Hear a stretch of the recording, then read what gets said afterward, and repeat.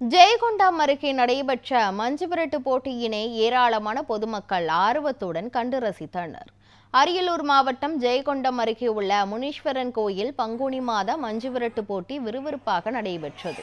இதில் 200க்கும் மேற்பட்ட காளைகள் மற்றும் 100க்கும் மேற்பட்ட வீரர்கள் கலந்து கொண்ட போட்டியில் 10க்கும் மேற்பட்டோர் காயமடைந்தனர். போட்டியில் காளைகளை அடக்கிய வீரர்களுக்கு விழா குழுவினர் சார்பில் பரிசு பொருட்கள் வழங்கப்பட்டது. இதனை சுற்றுவட்டார பகுதியிலிருந்து ஏராளமான பொதுமக்கள் ஆர்வத்துடன் கண்டு ரசித்தனர்.